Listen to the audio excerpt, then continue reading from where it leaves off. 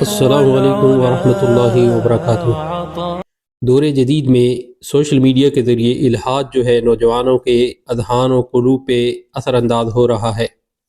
الحاد کی جو سب سے بڑی طاقت ہے وہ شبہات ہے۔ شبہات کے ذریعے الحاد جو ہے وہ نوجوانوں کے دلوں میں داخل ہوتا ہے اور اس کے ذریعے سے وہ خدا کے انکار تک منتقل کر دیتا ہے۔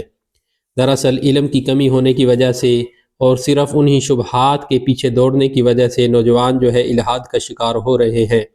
آج کی اس نشست میں ہم انشاءاللہ الحاد پہ بات کرتے ہیں۔ خاص طور پہ ملحدین کا ایک شبہ ہے کہ خدا ہمیں نظر کیوں نہیں آتا اور ہم خدا کو دیکھ کیوں نہیں سکتے۔ اگر کوئی خالق ہے تو اس کو پردہ کے پیچھے رہنے میں کیا مصلحت ہے، کیوں وہ ہمارے سامنے نہیں آتا۔ دوسرا شبہ یہ ہے کہ چلے خدا تو نہیں آتا، لیکن سورہ بقرہ میں ہے اللہ تعالیٰ نے ابراہیم علیہ السلام کو ایک مشاہدہ کروایا ان کے ایک اعتراض کے بعد کہ مجھے جو ہے اطمینان قلبی حاصل ہو تو اس لیے مجھے کوئی مشاہدہ کروائیں۔ تو ابراہیم علیہ السلام کے اس کہنے پہ اللہ تعالیٰ نے ان کو کہا کہ پرندے لیجئے کچھ اور ان کو جو ہے کاٹ کے ٹکڑے ٹکڑے کر کے پہاڑوں پہ ڈال دیجئے، پھر ان کو پکاریے تو وہ آپ کی طرف دوڑے آئیں گے۔ اسی طرح اللہ تعالیٰ جو ہے مردوں کو زندہ کرے گا۔ تو ملحدین کہتے ہیں کہ ابراہیم علیہ السلام کو اگر یہ نشانی دکھائی جا سکتی ہے تو آج ہمارے اطمینان قلبی کے لیے ہمارے ساتھ یہ معاملہ کیوں نہیں کیا جا سکتا۔ وہی خدا ہے اور ہم بھی اس کے بندے ہیں، ہمارے اطمینان قلبی کے لیے کوئی ایسا مشاہدہ کیوں نہیں کروایا جا سکتا۔ تو پہلا جو اعتراض ہے کہ خدا ہمیں نظر کیوں نہیں آتا، تو اگر آپ خدا کو دیکھ لیں، خدا کو چھو لیں، تو اس سب کھیل تماشے کی ضرورت ہی باقی نہ رہے۔ دنیا میں کیا ہے جو اوجھل ہوگا اور کیا چیز ہے جو سسپینس ہوگی؟ تو خالق کی ذات ہی ہے، اس نے اپنے آپ کو پردہ غیب میں رکھا ہوا ہے، اس لیے یہ مصلحت ہے، اس کی حکمت ہے اور وہ چاہتا ہے کہ بندوں کی آزمائش کرے کہ کون اس پر غیب پہ ایمان لاتا ہے۔ تو دوسرا شبہ جہاں تک ہے کہ اللہ تعالیٰ ہمیں نشانیاں کیوں نہیں دکھاتا، یہ ان لوگوں کا ہے جو کہتے ہیں کہ ہم ملحدین نہیں ہیں اور نہ ہم خدا کو مانتے ہیں، یعنی کہ ایک درمیان کی پوزیشن ہے۔ اگر ہم اس طرف بھی آ سکتے ہیں اور اس طرف بھی جا سکتے ہیں، اگر ہمیں کوئی ایسی بات نظر آئے کہ ہمارا دل مطمئن ہو جائے کہ ہاں کوئی خالق ہے، تو ایسے لوگ جو ہیں ان کے لیے ایک عرض ہے کہ اللہ تعالیٰ جو ہے ہر شخص کے ساتھ معاملہ کرتا ہے اور اس کی سمجھ کے مطابق معاملہ کرتا ہے، اور ہر شخص کو وہ اپنی نشانیاں بھی دکھاتا ہے، علامات بھی ظاہر کرتا ہے، لیکن سمجھنے والا دل اور دیکھنے والی آنکھ ہونی چاہیے۔ آپ دیکھیں گرمی اگر زوروں پہ ہو، شدید قسم کی گرمی ہو، ہر شخص گھبرایا ہوا ہو، تو اچانک دیکھیں کہ ایک طرف سے بادل اٹھ کے آیا ہے اور بادل کے ساتھ ٹھنڈی ہوائیں ہیں، کالی سیاہ گھٹا ہے، تو سب خوش ہو جائیں گے کہ اب بارش برسے گی، کہ یہ نشانی ہے بارش کے برسنے کی۔ تو ہر شے جو ہے اس کی علامات اور نشانیوں سے پہچانی جاتی ہے۔ اسی طرح خدا تعالیٰ نے اپنے تعارف کے لیے اس کائنات کے اندر بہت سی نشانیاں رکھی ہیں، بہت سی علامات رکھی ہیں، پھر وہ وقتاً فوقتاً اپنے بندوں کے ساتھ معاملات کرتا رہتا ہے، انہیں نشانیاں دکھاتا رہتا ہے۔ لیکن جو سمجھنے والے ہوتے ہیں وہ سمجھ جاتے ہیں، جو نہ سمجھنا چاہیں ان کے لیے اگر خدا سامنے بھی آ جائے تو وہ کہیں گے یہ کوئی غیب، کوئی جادو ہے۔ تو اس طریقے سے اللہ تعالیٰ معاملہ کرتا ہے ہر انسان کے ساتھ اس کی سوچ اور فہم کے مطابق۔ تو ایک قصہ سماعت فرما لیجئے، ڈاکٹر لارنس براؤن جو ہے یہ ان کا قصہ ہے، ابھی بھی زندہ ہیں، ایک بہت ہی اعلیٰ پائے کے ڈاکٹر ہیں، امریکن ہیں۔ یہ خود بیان کرتے ہیں، انہی کی زبانی ان کا قصہ سماعت فرماتے ہیں۔ ڈاکٹر لارنس براؤن کہتے ہیں کہ میں ایک ہارڈ کور قسم کا ملحد تھا، اور میں ایک ایسا شخص تھا جسے جو کچھ بھی چاہیے ہوتا تھا اسے پتہ تھا کہ یہ شے کیسے حاصل کی جا سکتی ہے، اور مجھے زندگی میں کبھی ایسی صورتحال کا سامنا نہیں ہوا تھا کہ مجھے کچھ چاہیے اور میں نے وہ حاصل نہ کیا ہو۔ تو ساری زندگی مجھے کبھی کسی ایسی ہستی کو پکارنے کی ضرورت نہیں پڑی کہ جسے لوگ خالق کہتے ہوں۔ میں ایک ملحد تھا اور میں کبھی خدا کی ذات یا اس کے وجود پہ یقین نہیں رکھتا تھا، بلکہ اگر کبھی میں نے کسی سے مباحثہ کیا بھی تو اس لیے کہ وہ شخص ملحد بن جائے اور الحاد کا قائل ہو جائے۔ وہ کہتے ہیں کہ میری پہلی بیٹی جب پیدا ہوئی تو شدید حیرت کی بات تھی کہ وہ پہلے دن سے ہی اپنے پاؤں پہ کھڑی ہو جاتی تھی۔ کہتے ہیں کہ میں اس کو سیدھا کھڑا کرتا تو وہ اپنے پاؤں پہ کھڑی ہو جاتی، تو یہ میڈیکل ہسٹری میں ایک میریکل تھا۔ اس کی کوئی میڈیکل جسٹیفیکیشن میرے پاس نہیں تھی، یہ ایک نشانی تھی، ایک میڈیکل معجزہ تھا، لیکن میں سمجھ نہ پایا کہ مجھے سگنل دیا گیا ہے، مجھے پیغام دیا گیا ہے۔ پھر وہ کہتے ہیں کہ ٹھیک 10 ماہ کے بعد میری دوسری بیٹی پیدا ہوئی۔ جارج واشنگٹن یونیورسٹی ہاسپٹل میں سروس کرتا تھا اور وہیں پہ یہ میری دوسری بیٹی پیدا ہوئی۔ یہ امریکہ کے سب سے بہترین ہسپتالوں میں سے ایک ہے۔ کہتے ہیں کہ ڈاکٹر میری بچی کو کمرہ پیدائش سے براہ راست انتہائی نگہداشت کے وارڈ میں لے گئے، یعنی کہ ICU میں انہوں نے منتقل کر دیا۔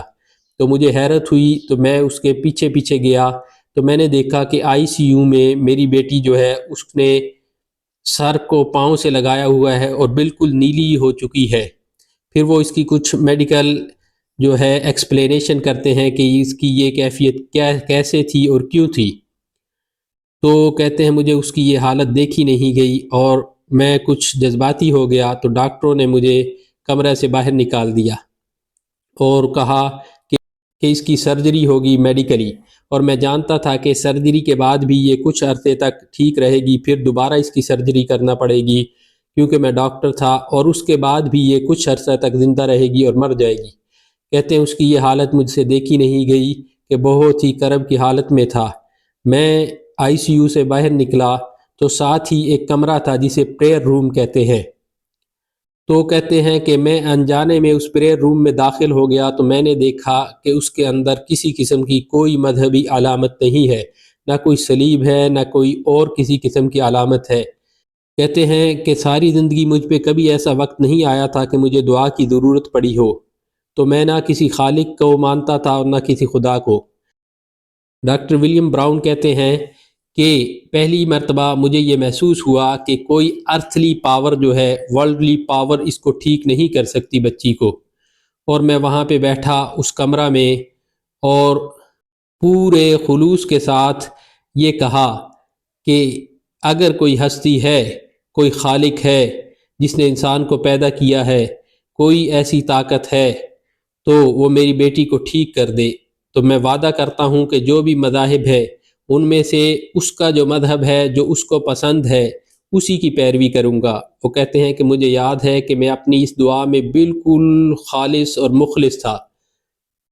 وہ کہتے ہیں کہ میں 15 منٹ تک وہاں پہ بیٹھا رہا اور یہ دعا کرتا رہا۔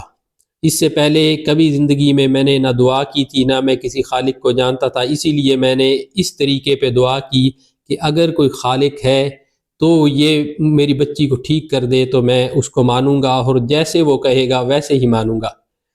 تو کہتے ہیں کہ 15 منٹ کے بعد میں وہاں سے اٹھا اور دوبارہ ICU کی طرف گیا تو کیا دیکھتا ہوں کہ ڈاکٹر جو ہے میری بچی کو ایسے اٹھائے ہوئے ہیں جیسے کہ فٹ بال کو اٹھایا جاتا ہے، یعنی کہ اس کو یوں اچھال رہے ہیں۔ تو میں حیران رہ گیا کہ وہ بالکل ٹھیک ٹھاک ہو چکی تھی، اور ڈاکٹر بھی خوشی سے میری طرف دیکھنے لگے۔ ان میں سے جو ہے ایک ہیڈ ڈاکٹر تھا، اس نے ایکسپلینیشن کی میڈیکلی کہ یہ ایسے ایسے ٹھیک ہو گئی، جبکہ مجھے اس کی وضاحت میڈیکلی درست معلوم نہیں ہوئی۔ تو میں نے ارد گرد کھڑے ہوئے دیگر ڈاکٹرز کے چہروں کی طرف دیکھا تو ان کے چہرے پہ بھی کچھ ایسے ہی آثار تھے کہ وہ بھی اس میڈیکل جسٹیفیکیشن کو تسلیم کرنے کو تیار نہیں تھے۔ تو کہتے ہیں کہ پھر مجھے یاد آیا کہ میں نے دعا کی تھی اور دعا میں یہ کہا تھا کہ جیسے وہ ذات، وہ ہستی پسند کرے گی ویسے ہی اس کو مانوں گا اور اسی مذہب کی پیروی کروں گا جو اسے پسند ہے۔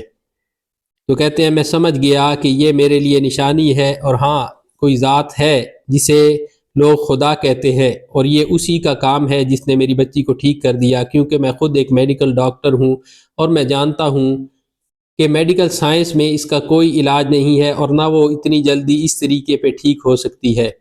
تو لارنس براؤن جو ہے بعد میں مسلمان ہو گئے، ان کا یہ سارا انٹرویو جو ہے پیس TV پہ موجود ہے، جس پہ یہ بیان کرتے ہیں اپنی تمام کی تمام کہانی۔ تو یہ واقعہ بیان کرنے سے مقصود یہ ہے کہ اللہ تعالیٰ ہر شخص کے ساتھ معاملہ کرتا ہے، اس کو نشانیاں دکھاتا ہے۔ جو شخص دل کا صاف ہو اور خالص اور خلوص اور اخلاص کے ساتھ وہ خدا کی تلاش میں ہو، تو اس کے لیے یہ میں ایک طریقہ عرض کر دیتا ہوں۔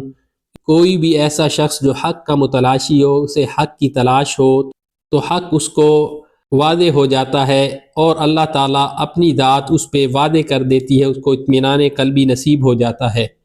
تو ایسے جو بھی ملحدین حضرات جو اس سٹیج پہ ہوں، انہیں چاہیے کہ یہ طریقہ آزمائیں اور خود اللہ تعالیٰ کو پکاریں۔ اللہ تعالیٰ الحی القیوم ہے، زندہ خدا ہے، یقیناً وہ آپ کے ساتھ کچھ ایسا معاملہ کرے گا جس سے آپ کو یقین آ جائے گا کہ کوئی ذات ہے، کوئی ہستی ہے، کوئی خالق ہے جو اس کائنات کو چلا رہا ہے۔